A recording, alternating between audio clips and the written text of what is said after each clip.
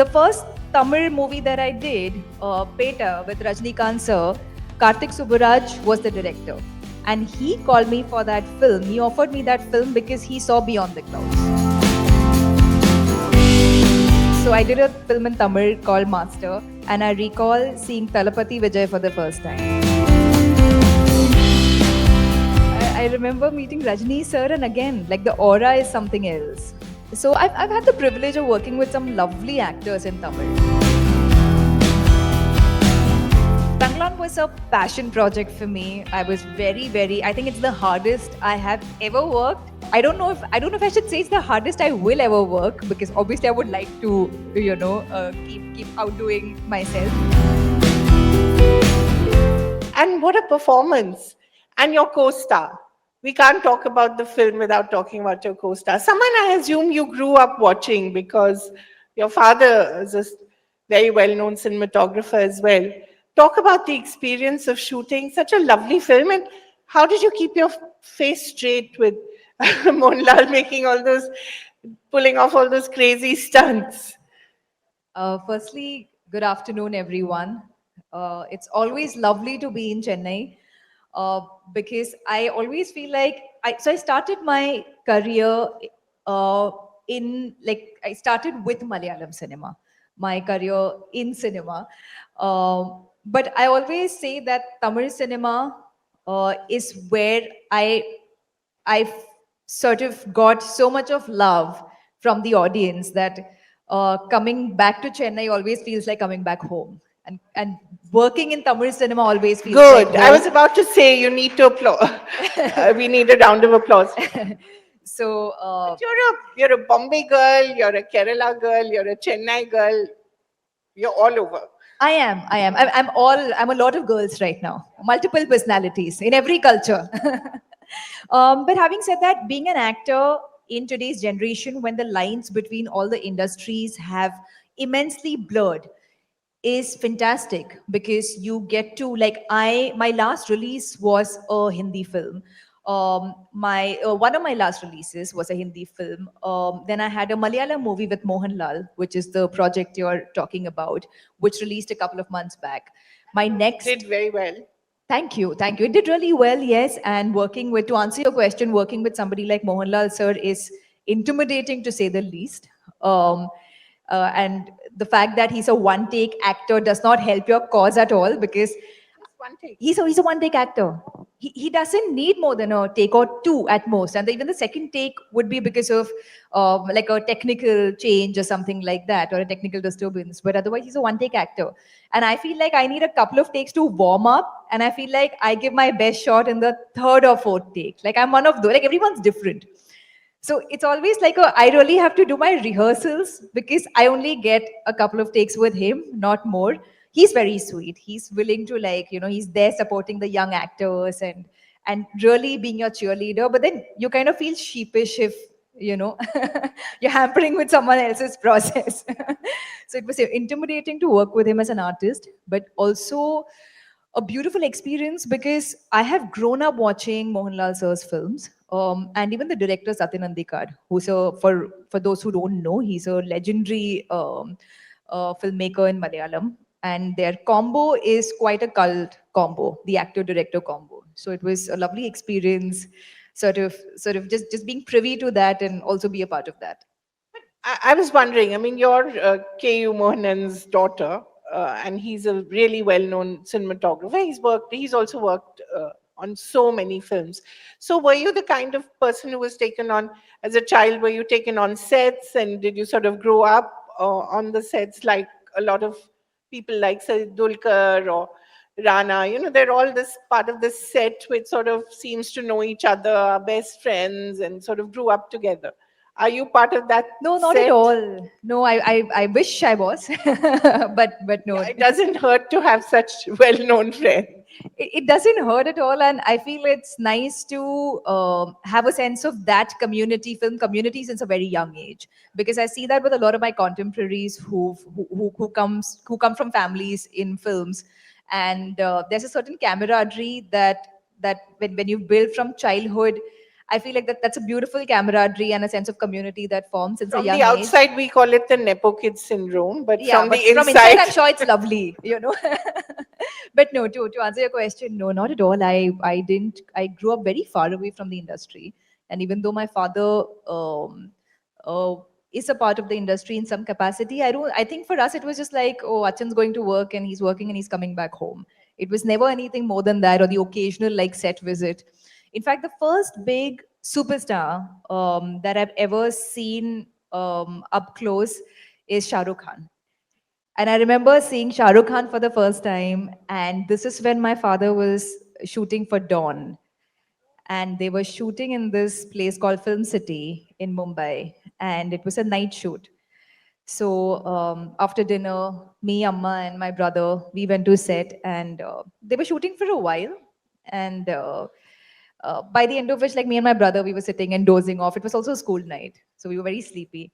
And then suddenly I open my eyes, and there's someone standing in front of me, and I look up because I'm sitting, and it's Shah Rukh Khan. And I'm just sort of nice to meet you, and and he's looking at my father. He's like, "Oh, Mohanan, it's lovely to meet your family." And I haven't even stood up. I'm just like that. Hi. The moment he left, my parents were like, "Such a big man. He's coming and saying hi to you, and you don't have the you had courtesy to nothing to get up." say. I didn't get up. Like I didn't Hmm. get up to say hello, but it wasn't out of being rude. You I was just just, starstruck. I was just stuck. But I'm sure it doesn't happen to you anymore. You probably induce that kind of reaction in other people now. Does it feel odd to be on the other side? It always hits you when Yeah, you're seeing some like these really big superstars when yeah. you're seeing them in person for the first time. Like I remember, so I did a film in Tamil called Master, and I recall seeing Talapati Vijay for the first time. And See, you just have to mention his name and people applaud. everyone loves Talapati Vijay. Yeah. That's proof. So I remember meeting him for the first time, and it was very surreal, because it's somebody I've seen in so many films, and he's this larger than life figure. And he was so sweet, and he was so humble, and he's very introverted. So it's always like the initial couple of times, and then you begin acting, and then you're thinking about the You're just character, and co-stars. I mean, it then you're doesn't sort of really, yeah. getting to know the person Yeah. behind the star. But when you're meeting the star for the first time, it's always like I remember meeting Rajnikant sir for the first Yeah. time. My first No Tamil applause film. there, surprising. I remember meeting Rajni sir, and again, like the aura is something else. So I've had the privilege of working with some lovely actors in Tamil, you know. And now you have two other amazing films coming up. One is Raja Saab with Prabhas, and the other is Sardar 2 with Karthi. There is one Prabhas One fan Prabhas. who clapped. And Karthi again, who's lovely. Right, Yeah. yeah. So there's a movie I've done with Prabhas sir, Raja Saab. That's a Sankranti Pongal release, Yeah. which is coming out January 9th. I'm very excited about that. It's also my Telugu debut. And if I may say so myself, I feel like it's a great role for the girl as well. I feel like in a lot of these superstar films, women don't really get a good role most of the time. You get like 5 6 scenes where you can come and you'll get like one song, or you'll get like two songs. If you're really lucky, you'll get two songs. Uh, But Malvika, that's part of the grind, right? You've got to do that. You've got to earn your spurs so that you can do the work that you really want to as well, right? Yeah, absolutely. I feel like every film that you do contribute. It's like a puzzle, right? Your career is like a puzzle, and every film that you do fits in somewhere into the puzzle. Either it's a great character and a great director, which is going to get you known for your acting skills, which is going to help you better your craft, or sometimes it's purely a business decision that this is a big movie, and even if I don't have a great role in it, it's okay to do it because it fits that other part of the puzzle, which gives you a certain kind of association by nature of the people you're working with in that project, working opposite a certain actor, working in a big budget film, and that's okay. You know, I feel like everything at the end of the day adds up into something beautiful. And then, of course, you get to do movies like Beyond the Clouds with Majid Majidi. I mean, so early in your career. What a great break, right? Great break, and it's really funny like in what way things work out. Like for instance, I did Beyond the Clouds, And it's not a commercial film, and it didn't run in the theaters at all. It's a quote unquote like what we call an indie film, you know. And but the first Tamil movie that I did, Peta with Rajnikant sir, Karthik Subbaraj was the director. And he called me for that film. He offered me that film because he saw Beyond the Clouds and he liked my performance in that. But then Peta is what kickstarted my career in Tamil, and I got master because of that. So it's all one web. You don't know. It's not like Beyond the Clouds got me more indie films. You know what I'm saying? Like you do an indie film, it can get you something very commercial. A director could see a very commercial film and offer you something that's a little art house. So I feel it's so unpredictable. There's a beauty to it. It's a double-edged sword. You know, you never know how something's gonna land, but that's the nature of the beast. And earlier in the day, we had Anita Ratnam talking about how essentially an artist is also, in a way, like a puppet. I mean, there's only so much control that you have over the eventual product, and an actor even more so, right? So that whole struggle of working so hard for a movie sometimes, and it doesn't work commercially, or maybe sometimes even artistically, it's heartbreaking, right? How Absolutely. does one cope and keep that beautiful smile in place? How does one do that? It's very heartbreaking. In fact, I recall, so Ayushman Khurrana, the actor, he lives in my building. So we're neighbors. And I keep bumping into him at the gym or like on my way to the gym or if he's coming back. Uh, Go and to the same gym as well. same gym as well because the building has a gym. Um, so I remember bumping into him recently and he had a release coming up and I was like, "Are you nervous?" And he was like, I think at this point you just learn not to expect anything. Like you go, you do a film, you give your best and you obviously hope for the best, but you don't really. Earlier we like I used to daydream about, oh, the film's going to come out and it's going to be this blockbuster hit and it's going to do this and it's going to do that. Now I give it my all and I try not to think anything because that's not in your hands. And the more you think about that, I think it's and now I have a more zen approach to it. Like just do back to back films, work with amazing artists, amazing directors, but you can't.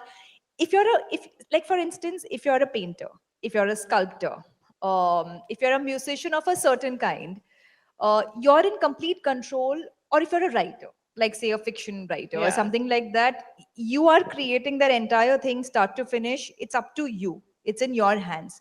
But something like filmmaking is a very collaborative art form.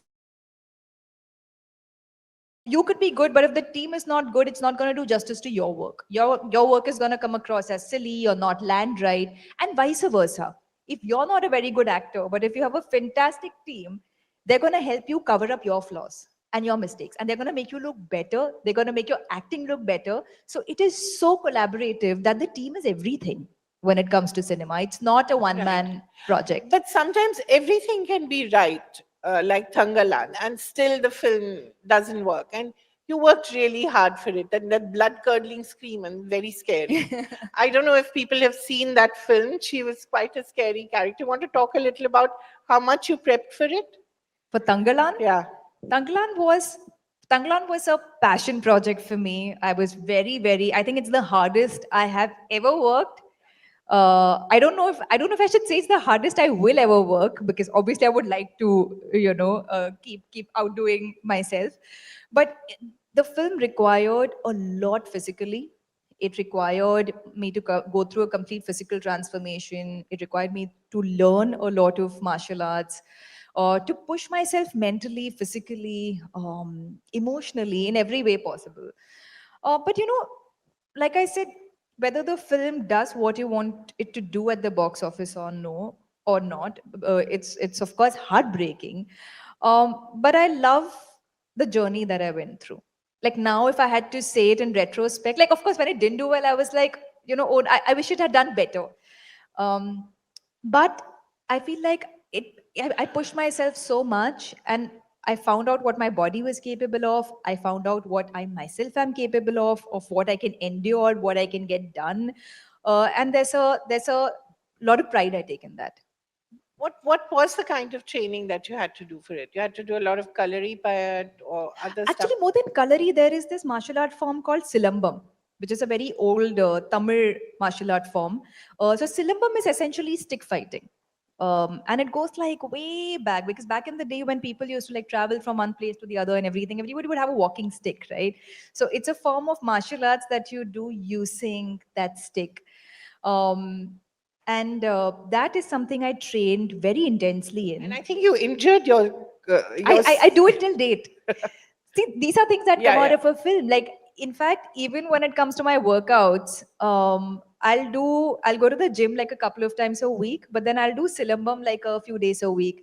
It's fantastic workout. It's very meditative. I really like what it feels like. I love how Silambam sculpts my body. I think it's great for body sculpting as well, and like general fitness and everything. And it's nice because it's a martial arts form, which not a lot of people practice. And I also feel like it's up to our generation to keep a lot of things related to our culture, art, heritage sort of alive by practicing it. So I'm glad this film gave me an opportunity to, learn it and Did pursue you it. injure yourself or your Oh co-stars? yeah, yeah. So my co-star in the film, Vikram sir, um, Vikram sir and me, like we would be getting injured every day.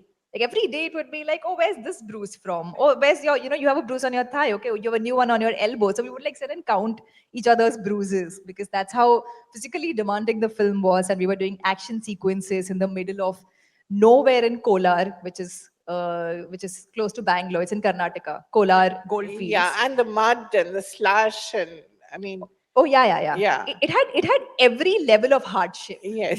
It's like everything possible. Just put it all together, and it's like the hardest thing you And have the to do. poor Englishman or Scotsman who was with you, I think you gave him a terrible introduction into the country. I Oh think. yeah, yeah, yeah. He's he's quite scarred. He was like, "This is how you guys work."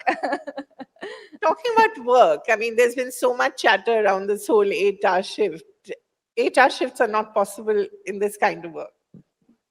you know, um, I I grew up with a father who works in films, and I feel like the moment he would start a project, uh, me and my mom, we would be mental, like as kids, we were mentally prepared. Okay, now we're not gonna see Achin for the next 5 months.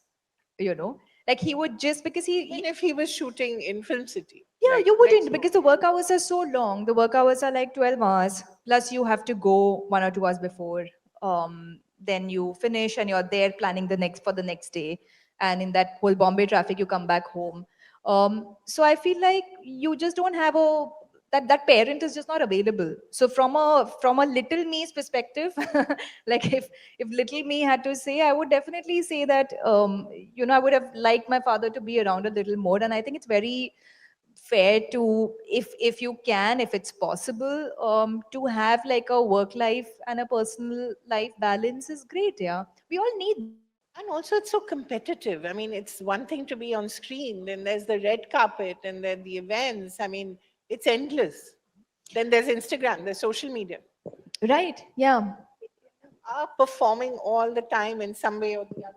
There are some countries, if I think it's some Scandinavian country or multiple countries, if I'm not mistaken, who have started, I don't know if it's a conversation or if they've actually implemented this, but they've started like 4-day work weeks, where you work for 4 days and the weekend is 3 days. France has had that for the longest time, I think. I know in France, like 25-hour when you're traveling there, weeks. it's fantastic because everything, all the shops, everything closed by 5:30 p.m. People go back home to their families, or they're sitting in a cafe with their friends and they're You chilling and they're recently took spending your time. mom to Paris, I right? did. I took my See, I mom to follow you on Paris. Insta. Oh, I took my mama to Paris recently. I did. There's the great perks of being an actor, right? You do get a good downtime Right, you when you do, do. you do. But these countries did report an increase in productivity, because when you're working for lesser hours, you're giving it your all. You're putting your best foot forward, and The you're. note to all the bosses in the audience. But some Tamil and Telugu films have that 8-hour shifts.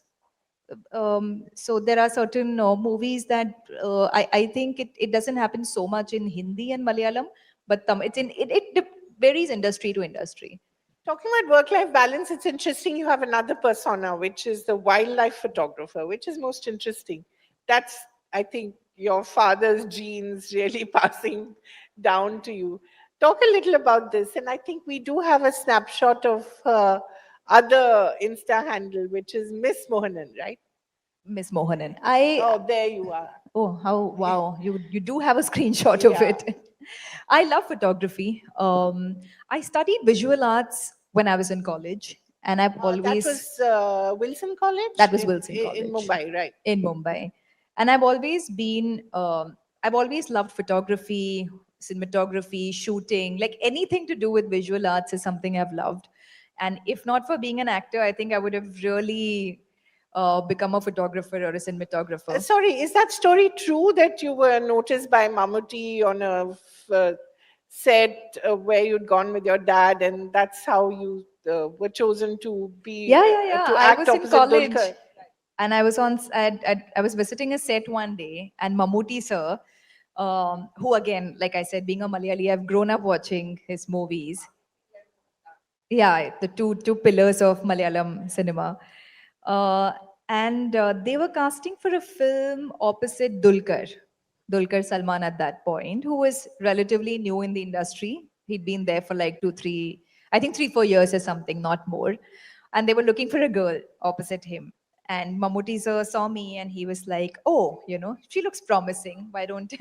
And he called me and he asked me, and so that's how I did my first film. That's how I landed my first role. So I always keep telling everybody, like, if not for Mammootty sir, I don't even know if I would have been a part of the industry. What would you have done? I for the longest time I wanted to become a documentary filmmaker. Ah, you I still do that. I can still do that Yeah. actually, yeah. And Yeah. it's something I want to do like alongside cinema, Right.